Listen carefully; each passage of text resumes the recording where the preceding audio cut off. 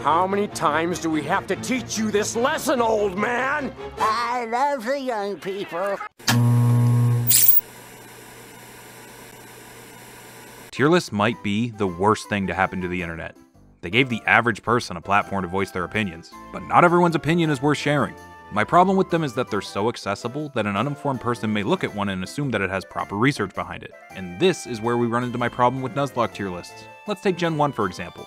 151 Pokemon minus Mew and Mewtwo equals 149, and there's 77 unique evolution lines, but you can really only use 6 per Elite Four run, so you're telling me that you did 13 Nuzlocke runs through Kanto games. What a surprise. That's the distinct tang of a liar. These guys? Maybe. Your average person making a tier list? Fuck no. What's even worse is when one of these experienced individuals make a tier list, say it's their opinion, and the community still takes it as gospel. I'm not the Messiah! He is the Messiah! Which results in some truly unforgivable atrocities. Like putting Serperior at the bottom of a tier list? Are you dying of dementia? And the reasoning behind it is just baffling. Oh, well, it doesn't have a very good move pool, and Mono Grass isn't a very good type to begin with, and there's better options for grass types. Shut up, bitch! I used Serperior in my first ever run through of White. Once again, we're going all the way back to 2016 for this run. I had finished Nuzlockes in Fire Red, Heart Gold, and Platinum with the following rules. And I wiped an Emerald. Here's a shameless plug for that video. And next up was Gen 5. Unfortunately for me, I had only played through the Gen 5 games once, when they first came out, so my game knowledge was less than ideal. I really don't know anything. But I wasn't about to let something like ignorance stop me. I used the trainer ID method to pick my starter, and was ready to take on the Unova region for the first time in 5 years. But first, Snivy needed a nickname. Well, he's a snake. I guess I could call you Slithers, or Slinky, or... Commencing virtuous mission now. The beginning of the run was pretty standard. I tried to escape the endless dialogue, battled my rivals, watched a peaceful protest, and I even met Eliza Thornberry. This is me, Eliza Thornberry, part of your average eco-terrorist group. And I also grabbed 2 encounters along the way. The first gym tries to teach you about type matchups, but you're also just gifted a monkey that walls the leader's monkey, so I'm not really sure what the lesson was here. Then we met up with Bianca in the woods outside of town, only to find out that those peaceful protesters in full medieval knight armor weren't so peaceful. One hallucinogenic field escape later, and we're stopped once again, not 2 steps down the road to rescue some little girl's Pokemon from Team Plasma. We just dealt with these guys. Psst. Your ass is grass, and I'm gonna mow it. Leave me alone! After that, I was finally able to get back on track and grab some new encounters before taking on the next gym. Unfortunately, I didn't get a fighting type, so I had to rely on Snake pretty heavily. But regardless of our lack of coverage, we managed to make it out of there. Almost unscathed. Yes, you heard that right, I said almost. We ended up losing Cheetor the Leopard in the fight. Look, I know I trashed on Purloin not 30 seconds into the first episode, but I really did try to use him. The level cap for Lenora is 20, so I even evolved him, and he still got crit one-banged by the Herdier that was 2 levels lower than him. But thankfully Snake was able to take care of the Herdier and tank the Retaliate on the Watchog switching in before finishing it off too. We pressed onward, but before we could take down the next gym, we had some very important things to do apparently. Like getting back Bianca's Pokemon, forming a dance troupe, sneaking into an office building and fighting a janitor. Come here a sec, we want to do stuff to you. And then sneaking past our rivals to go up to Route 4 for one last encounter before the gym. Now, I didn't remember much from my first playthrough of White, but one of the things I did remember was you could catch Darumaka in the desert on Route 4. I excitedly ran up there, hoping I could get some coverage for the next gym, and my encounter was... Scraggy. Okay, so look, I'm not proud of this nickname, and I'd change it if I could. The term was already on the decline in 2016, but I was disappointed with the encounter, and I didn't think I'd actually end up using it. Please don't judge me. Welcome to the team, Swaggy. You know, I've never really liked you that much, but now, I've lost all respect for you. Anyways, a Darumaka wasn't necessary for our victory over Berg. It just meant that Duke Devlin would have to do all the work. And he did. Thanks in no small part to the marathon I ran around Castelia City, maxing out his happiness to evolve him into a Swoobat.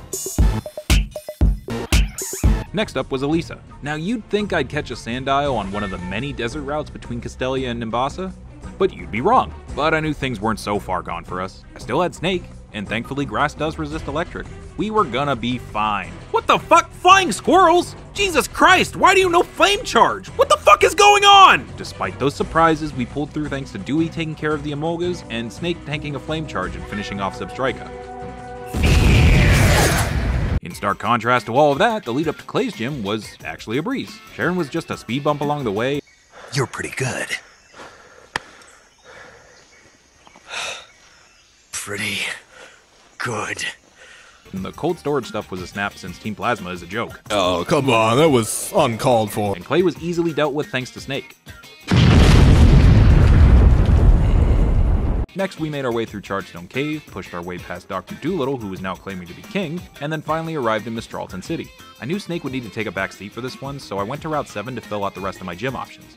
Well, it's an electric type, I guess, but even the combined efforts of Captain and Dewey weren't enough. Captain got flinched to death by Heart Stamp, and Dewey's water weakness caught up to him when he died to a crit bubble beam from Swanna. But thanks to Duke Devlin, we were able to crawl away with a W. But before we could even lick our wounds, Sharon was back to challenge us outside of Twist Mountain. Things were going well until Duke Devlin missed 2 air slashes and died to rollouts from Pig Knight. I wasn't sure who on my team could take this thing if it started stacking up rollouts, so I had to go with the only other Pokemon with super effective moves. But Pig Knight survived the first attack, and... But thankfully, Snake survived, and landed another aerial ace getting us the win.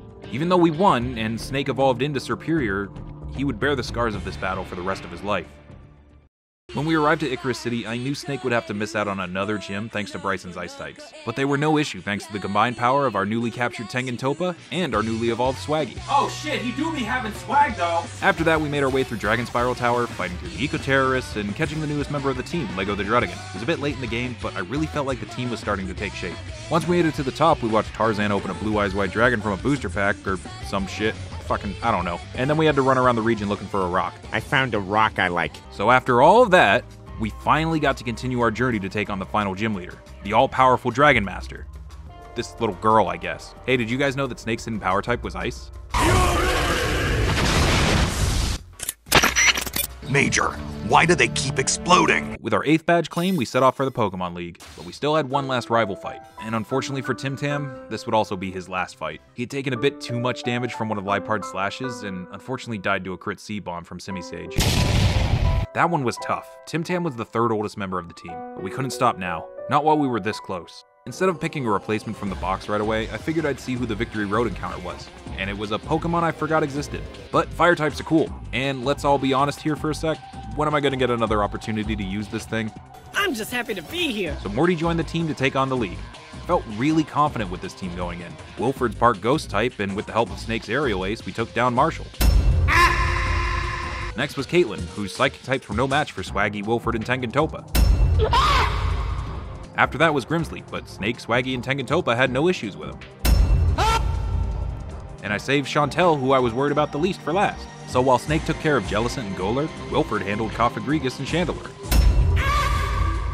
Just like that, all that was left was the champion. Wait, whatever happened to Team Plasma?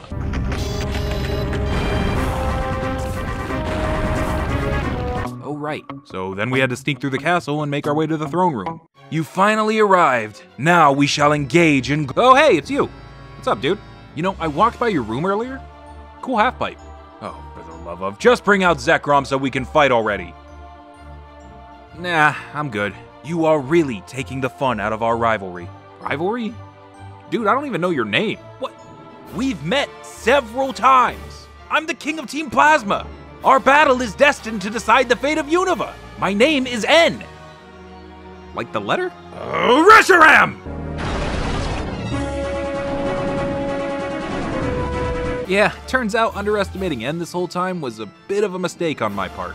He finally got his revenge on me for making fun of him this whole time when he killed both Lego and Tengen Toppa. Dude! What the fuck? Reshiram was no joke, but we luckily managed to beat it and the rest of his team thanks to our coverage. But then his dad had a temper tantrum and challenged us to another battle. I was not prepared for a 6th endgame boss when I started this run. Like I said at the beginning, I hadn't played this game for 5 years, and I forgot all about this plot and thought N was the final boss. But wait! There's more! I remembered fighting Getsus in the sequels, but I didn't remember this battle at all. His team was gross, but we were bruised, not broken. Wilford handled his Cofagrigus just as easily as Chantal's. Bouffalant and Bisharp were both taken down by Swaggy. And even Morty got in on the action and managed to beat his Electros. Hit Snake easily took out the Seismitoad. So all that's left was his ace, his illegally leveled Hydreigon. You're familiar with Dragon Master Lance, Johto League Champion. He could probably do it. So I gotta find a way to harness his power, and I think I found a way. That's right, we're gonna cheat. Now, most pseudo-legendary dragons carry a fire-type move for coverage. But, as I mentioned, I forgot this fight even existed. However, I knew I would be fighting a different fire-breathing dragon.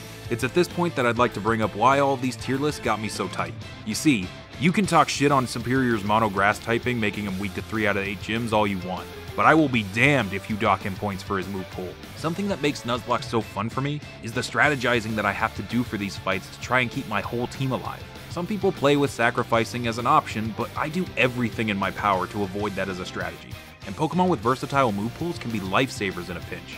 And I had a TM sitting in my bag since Nimbasa City that I had never even thought of using until I started strategizing for Reshiram.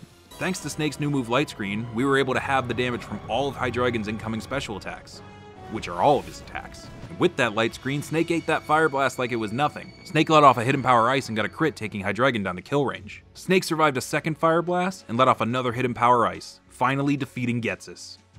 With that, we had taken down Team Plasma and saved the region.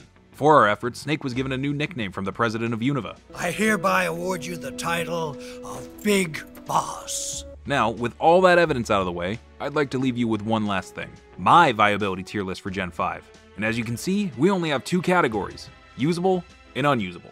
In the usable category, we have all these Pokemon. And in the unusable category, we have Liepard. I give my